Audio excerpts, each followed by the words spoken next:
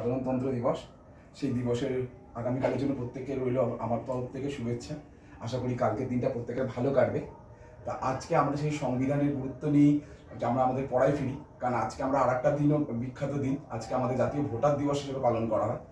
আচ্ছা, তা সেই সব থেকে আমরা যদি একটু সরে এসে যদি আমরা আজকে এগ্রিকালচার ক্লাসে আসি, এগ্রিকালচার ক্লাসে আমরা প্রথমেই পড়লাম পশ্চিমবঙ্গের অ্যাগ্রো ক্লাইমেটিক জোন। আমরা আগের দিন ভারতের অ্যাগ্রো ক্লাইমেটিক জোন সম্বন্ধে পড়েছিলাম।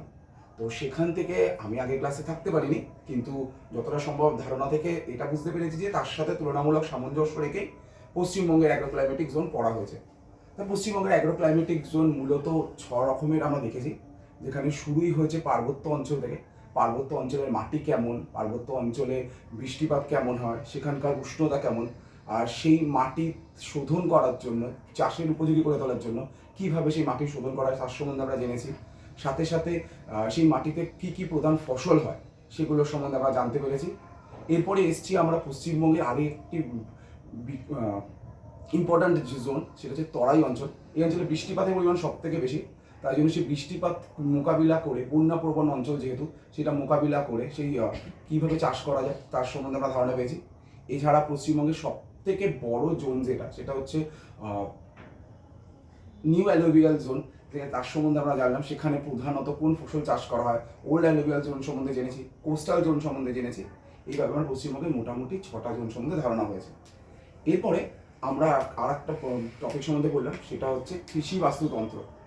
কৃষি বাস্তুতন্ত্রের ক্ষেত্রে আমরা যেটা জানলাম যে আমরা সাধারণত যেটা পড়ে থাকি যে বাস্তুতন্ত্রের ওপর গাছ কীভাবে বের ওঠে সেটা, কিন্তু এখানে আমরা যেটা জানলাম সেটা হচ্ছে সম্পূর্ণ একটা উল্টো বিষয়টা, যে একটা গাছের ওপর একটা বাস্তুতন্ত্রে পরিবেশটা, অর্থাৎ মানে মাইক্রো ক্লাইমেটটা কীভাবে নির্ভর করে সেটা সম্বন্ধে জানতে পারলাম। সেখান থেকে কতগুলো উদাহরণ আমাদের খুব মাথায় স্ট্রাইক করলো। বিশেষ করে যেটা জানতে পারলাম, যদি এটা কোনো যদি ডেন্সড ক্যানোপি ফরেস্ট হয়, সেক্ষেত্রে সেটা কীভাবে কাজ করে। যেমন যদি ডেন্সড ক্যানোপি ফরেস্ট হয়, তার ক্ষেত্রে গুরুত্বপূর্ণ বিষয় যেটা দাঁড়ায়, যেহেতু চাঁদোয়ার মতো করে ঢেকে যাচ্ছে, তাই সূর্যালো কম প্রবেশ করতে পারছে, নিচে স্যাঁতসেঁতে আবহাওয়া তৈরি হচ্ছে, ফলে গাছের বৃদ্ধি তুলনামূলক কম হবে। কিন্তু সাথে সাথে ওই অঞ্চলে প্রচুর পরিমাণে আগাছা বৃদ্ধি পাবে, মাটিতে প্রচুর পরিমাণে ব্যাকটেরিয়া ভাইরাসের পরিমাণ বাড়বে, ফলে ভালোভাবে কৃষি অঞ্চল তৈরি হবে না। এছাড়া যেহেতু ডেন্স ফরেস্ট, ফলে হাওয়ার গতি ওখানে কমে যাবে, ফলে ওখানে ঝড় ঝাপটার দাপটগুলো অনেকটাই বেশি কম হবে। আচ্ছা, এরপরে আমরা জানলাম যে মাটি কিভাবে, সে মাটির গাছ কিভাবে মাটিকেও পরিবর্তন করে দিতে পারে একটা অঞ্চলে। মাটির রঙের উপর অনেকটা নির্ভর করছে। বিশেষ করে যদি মাটি কালো রঙের হয়, হিউমাস মৃত্তিকা হলে, সেই মাটি অনেক বেশি তাপ ধারণ করবে। তাপ ধারণ করার ফলে সেই মাটিতে অণুজীবের সংখ্যা অনেক বেশি পরিমাণে কমে যাবে। আবার সাথে সাথে যেহেতু বাষ্পমোচনের পরিমাণ বেশি হবে, ফলে সেই মাটির ক্ষেত্রে যেসব গাছ জন্মাবে তারা অনেক বেশি সেই অঞ্চলে অনেক বেশি ঠান্ডা হবে, কুল হবে। এই মোটামুটি এই আমার ধারণা হচ্ছে অ্যাগ্রো ক্লাইমেটিক জোন সম্বন্ধে। আশা করি পড়লে আরও বেশি পরিমাণে ধারণাটা আমার তৈরি হবে। এছাড়া আরও একটা এফেক্ট সম্বন্ধে পড়লেছে, যেটা হচ্ছে অ্যালবেডো এফেক্ট সম্বন্ধে। তো সেটাও আমরা পরবর্তীকালে পড়ে ভালো করে বুঝতে পারবো। Harvesting index. এরপর একটা টপিক জানলাম, যেটা হচ্ছে হারভেস্টিং ইন্ডেক্স। হারভেস্টিং ইন্ডেক্সে আমরা যে রেশিওটা দেখতে পেলাম, আমাদের ওপরে ছিল ইকোনমিক ইল্ড আর নিচে ছিল বায়োলজিক্যাল। এটাকে আমরা 100 দিয়ে মাল্টিপ্লাই করছিলাম। ইকোনমিক ইল্ড বলতে একটি উদ্ভিদের যে অংশটা আমরা বিক্রি করে কিছু মুনাফা অর্জন করতে পারি, অর্থাৎ গাছের যে অংশ থেকে আমরা পয়সা লাভ করতে পারি, এটা ইকোনমিক ইল্ড। আর এছাড়া গাছের পুরো সম্পূর্ণ অংশটা, ইকোনমিক ইল্ড পুরো বাকি অংশটা সবটা মিলিয়ে হচ্ছে বায়োলজিক্যাল ইল্ড। তো সেইখান থেকে আমরা এই রেশিও থেকে আমরা বুঝতেই পারছি, যদি বায়োলজিক্যাল ইল্ড যতটা কম হবে ততটাই আমাদের লাভবান আমরা। তাই বায়োলজিক্যাল আমাদের চেষ্টাই করতে হবে যে এরকমভাবে গাছের পরিচর্যা করবো বা এরকম গাছ নির্বাচন করবো যেখান থেকে বায়োলজিক্যাল ইল্ড কম হবে, ফলে আমাদের হারভেস্টিং ইন্ডেক্সটা অনেক বেশি পরিমাণে আমরা পাবো। ইডিওটাইপ। আচ্ছা, আমরা আজকে ইডিওটাইপের ধান গাছের ইডিওটাইপ পড়লাম। ইডিওটাইপ হচ্ছে একটি গাছের আদর্শ গঠন বা আদর্শ পরিবেশ কী হওয়া উচিত একটি গাছকে বেড়ে তোলার জন্য।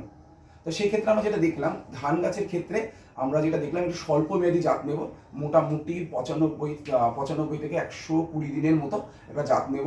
এক্ষেত্রে দেখবো যেন মাটিতে যেন জল দাঁড়ানোর জন্য থাকতে পারে, আর মাটি যেন বেলে দোআঁশ মাটির হয়, তাপমাত্রা যেন খুব বেশি পরিমাণে না হয়।